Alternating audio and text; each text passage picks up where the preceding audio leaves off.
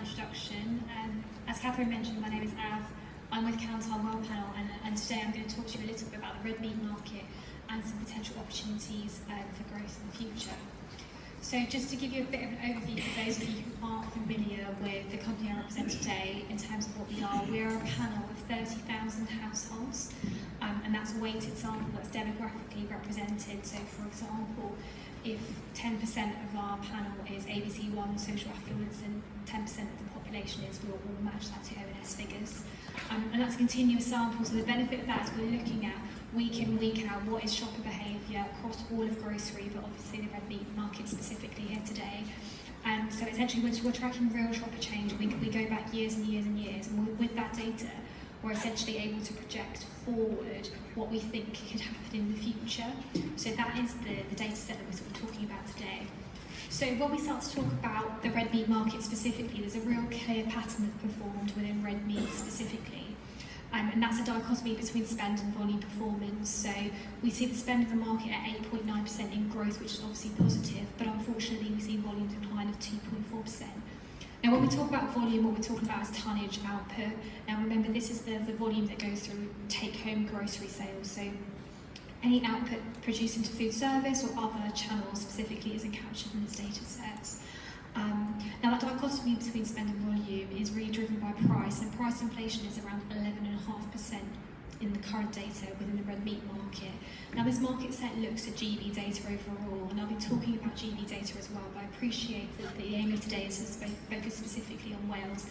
All the trends that I see are reflected in the Welsh meat market and the Welsh grocery shopper as well. So the overall figures in terms of that dichotomy between spend and volume and price inflation in the market really is quite key on what we see happening overall. Now that spend increase and that volume decline has meant that 28,000 households have dropped out of red meat. Now that sounds like a lot, but later on I'll talk a little bit about the overall penetration of red meat and how that remains extremely high. It's something that's really part of the culture of what we do, and nearly the entire population is making this behaviour across the year. So you're effectively speaking to the entire population when you produce your products and you're putting them out to market. So there is genuinely opportunity to maintain that shopper base, even though some shoppers are falling out.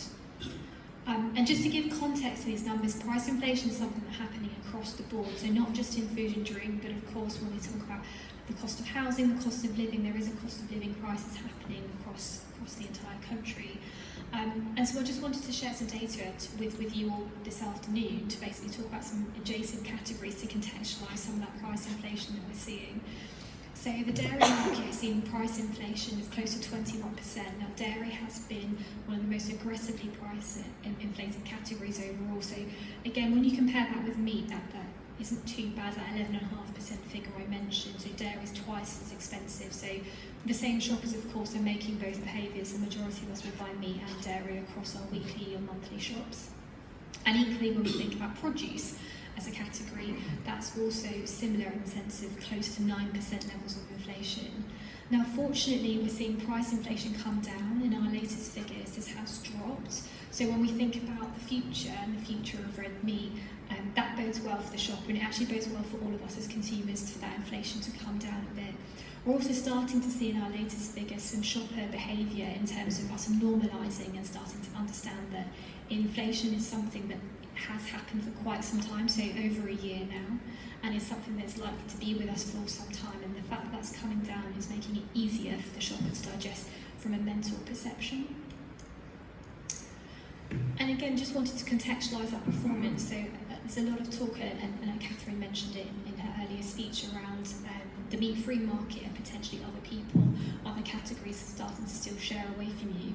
This market remains extremely small, and is something that's much, much smaller compared to the overall red meat category as a whole. And this suffers the same trajectory in terms of managing to find moderate spend growth, so actually spend growth for the red meat market being much, much further, but also seeing a similar trend in terms of actual output, in terms of volume decline, and a very similar trend in terms of price. Now, in fact, when you look at the majority of grocery markets, we're actually seeing this price inflation being a real barrier and a trigger, and a real barrier to volume growth happening overall in the category. Now, if we drill down a little bit more into proteins and the key proteins that we look at within the meat and fish and poultry markets overall, what we're looking at this slide here is what we call a switching chart. Now essentially what we're able to do, because we're a syndicated panel, is to understand the spend and the volume changes across the market. And what this is showing is actually how spend is generally moving, the general trajectory to that.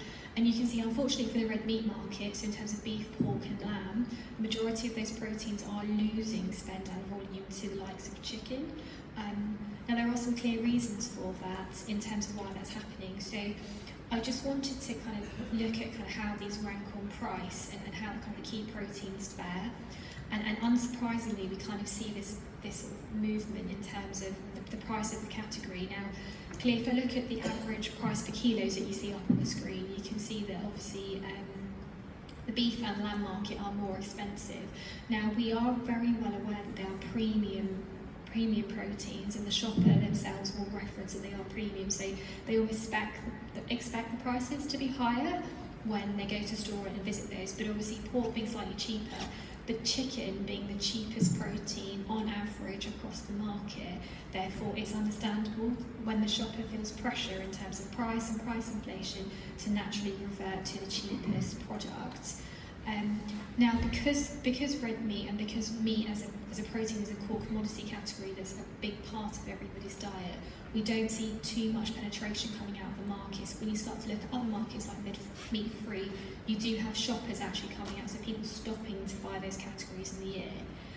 With the protein category, the impact of inflation is slightly different. You actually just start to find that people just drop either cuts or certain products, or they're just dropping meals or making that protein stretch further to make their budget stretch further. So it's not a case that we're not making these behaviours anymore, it's just we're trying to be a bit more economical about what we do when we're finding times a little bit harder. Now, clearly, the price of the category does have a big impact on the categories that perform best. And you can see there in terms of just the year-on-year spend numbers in terms of how they change overall. So you see lamb struggling a little bit there, but therefore it is actually the most expensive protein. So you would expect, with that premium nature of it, that to be the biggest impact when you see price inflation happening across the market. And chicken really being the only key protein that we see overall, seeing actual spend growth. Now, fish, interestingly, if you just want to kind of roughly know what's happening there, doesn't necessarily see spend growth, and it sees a similar trend there. So equally, it's an expensive protein and an expensive category that shoppers again know. So it sees a similar trend in the sense that shoppers will slightly digress and move away their frequency of purchase in terms of the number of purchases they make in that market.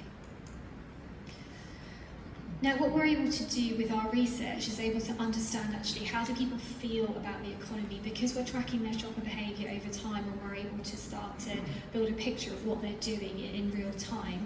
What we did when price inflation started to happen way back in May 2020, obviously with coronavirus kind of at its peak, we started to ask our panellists and ask our shoppers, how do you feel about the economy? So this is nothing to do with their actual weekly or monthly income that they're making, this is their perception of how wealthy that they feel they are, so there's a slight difference there. And we started to ask them, how do you feel about being struggling? Do you think you're struggling, you're managing, or are you comfortable? So really simple, are you making your bills every month, or are you finding you're having to make economies and cut back? Or actually, do you feel broadly okay, you can afford to pay for most of the things that you need to? Now, you can see there in the red on the left hand, on the side of the chart that's closest to me, that more and more of our population are telling us that they're struggling. So they're essentially saying that each month they're finding it harder and harder to pay for those items that they consider to be essential to them. And equally at the same time, we've got less of the population telling us that they're comfortable. Now, naturally, that's going to have an impact on the behaviour that we see. If more people feel like they have less money, then naturally they will start to make economies and start to make decisions on what they do. Now, not just red meat is impacted by that, but all of our shopping and all of what we do when we go out to the grocery marketplace, but all of our total spending overall will be impacted. Now, regardless of how long a recession lasts, we sort of say at Kantar that a mental recession lasts longer than actually a true sort of fiscal economic recession, because how we feel about our outgoings is actually more important than the actual kind of economic impact of what's happening around us. And there is some evidence in the numbers there that show us that trend's starting to level off a bit, and that's what I mentioned earlier in the presentation around as that inflation level does start to come down. So our latest figures of inflation are 9.9%.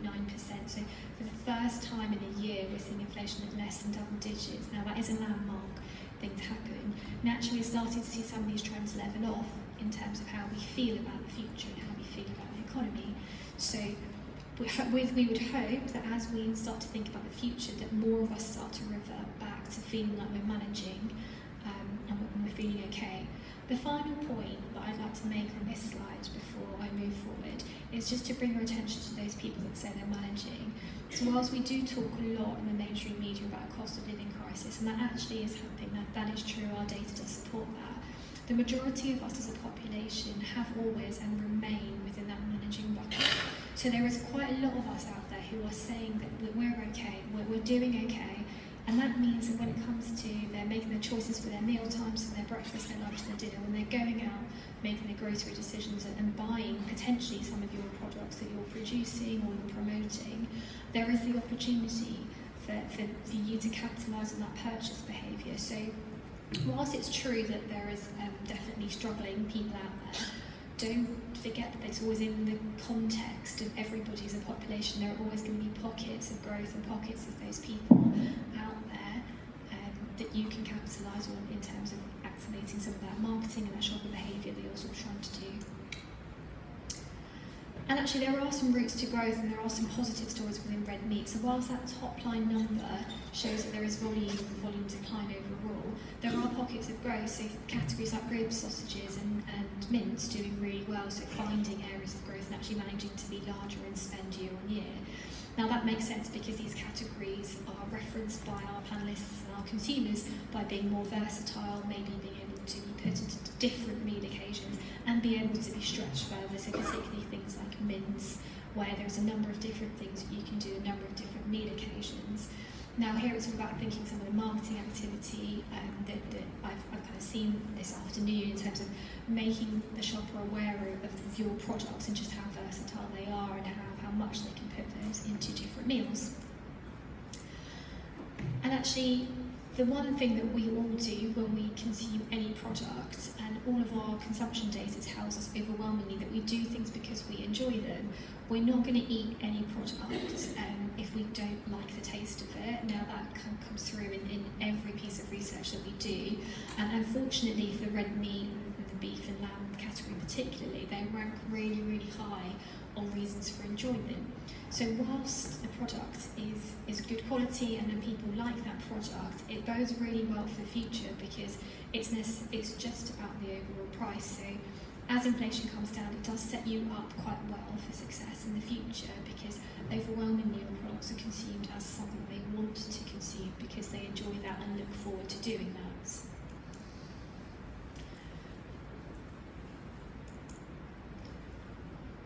And as I mentioned before, despite some of those volume declines in red meat, the majority of us are making that behaviour. So 97% of our households buy red meat across the year. So what that means is that nearly every single person across all of Britain is making at least one red meat purchase across the whole year. There are not many categories that I've looked at in the 10 years of working with Kantar data that have penetration numbers this high. It really is core commodity categories, so the other things up there would be the likes of total dairy, total produce, and then total fruits and vegetables grouped up, which would be total produce. So these are kind of the core staple part of any supermarket, of any grocery shop that's being made. Therefore, you absolutely have the right to be talking about your products to the wider grocery market and the grocery industry. And when we talk about that figure of 28,000 households dropping out, that actually sounds like a big number as a headline, but actually it's a drop in the ocean when you think about the 60 million or so households we have across the population overall. So you're naturally always going to get some fluctuation of people coming in and out, and price inflation is definitely real, but actually what we're talking about is an absolute monster of a category overall, and something that's a real key part of the shopper and grocery behaviour. And as I mentioned before, we're finally starting to see inflation drop back, so there's almost some light at the end of the tunnel for all of us as consumers coming through. So our latest data that was released literally on Tuesday shows inflation is below 10% for the first time ever. That's really, really important, because what it means is that prices will start to eventually come down. Now, price inflation is still close to 10%, so that doesn't mean prices are coming down, it just means they're getting less expensive, they're getting more expensive at a less fast rate. There's a slight difference between that, but essentially it might mean that the shopper itself will start to normalise on some of the shopper behaviour. So when we start to think about the future, you know, what the next 2 to 3 months look like, it actually sets us up quite well for success coming to Christmas, knowing that we've got more manageable inflation numbers. Now, I'm not trying to say that, you know, figures of inflation of 10% is easy for anybody to swallow, because it's still high, but it just means, you know, at its peak we were seeing inflation at close to 15%. So that coming down is a good thing for all of the grocery industry overall. And actually, when we think ahead to the future and the future of red meat, the next sort of big event around the corner, of course, is Christmas, where protein and meat is obviously hugely important and a huge part of what we look at Kantar in the data, but also what the grocery market is asking for in terms of what to do. If we look back to last Christmas and what happened, we did see some turkey decline. Now, turkey has been declining for a few years in a row in terms of spend, and actually we did see some good positive news for the beef and the lamb category in terms of growth. So again, we'd say that's good news, because what we're starting to see is maybe some of what we call less traditional Christmas. So protein and meat is still extremely popular at Christmas time, is still very much the centre of what the retailers are doing, but also what our consumers are asking for and wanting to do. But actually, maybe some evidence of moving away from our more kind of traditional turkey, and maybe more towards things like lamb and beef, which did really well. Now, some of the reasons for that, as to why our shoppers kind of tell us that they want maybe more manageable portions, and they want those proteins that they enjoy a bit more. So again, it comes back to those really high figures of enjoyment. If you don't enjoy a product, you won't go out and purchase that and consume it, and again, that playing to its advantage. At a key time of year like Christmas, where it is about enjoyment, it's about relaxing and having fun with family and friends after a year of working really hard. Everybody wants to sit back and have something they enjoy, not have something they feel they have to have because it's Christmas. So some of the thoughts next year ahead in terms of what we think for kind of more immediate future, because of cost of living, because of the year of price inflation, because of coming out of coronavirus and kind of living in a more normal society, and we have had a year of inflation, and that has been something that will be present this Christmas. So we're not forecasting inflation to drop down that low, that inflation won't be a factor in a lever for growth across the whole market. So inflation will definitely be there. But with that, we also still think that enjoyment and celebrating and having fun together will be something that happens, simply because for the last few years looking at Christmas, enjoyment has always been something that we're prepared to do. We're prepared to trade up, we're prepared to premiumise at Christmas, and if that means we have to make economies before that or after that, we will do that. But Christmas is something we want to do, and make sure that we're having fun. And I also probably, if I had to hang my hat on one protein winning again, I probably would talk about beef being potentially a protein that would do well. There is a lot of evidence coming through the data that we're slightly less traditional in what we buy. That's not to say that nobody's going to go out and have turkey at Christmas, so please don't misinterpret the data. But when we talk about winners and losers and the balance between the proteins, I can see red meat being something that has the potential to do quite well. If you are to get behind the category, if you're to do the right promotions with the right range, with the right retailers. So I know last year Sainsbury's did some really good offers on beef joints, and that is what drove the overall performance. So there is room there in the market. We're more than happy to work with any of you to kind of find those price points and ranges and cuts that work really well for your specific products. So I wanted to just say thank you very much for listening to me this afternoon. I believe there is an opportunity to ask some questions if Catherine wants to come up and help host them.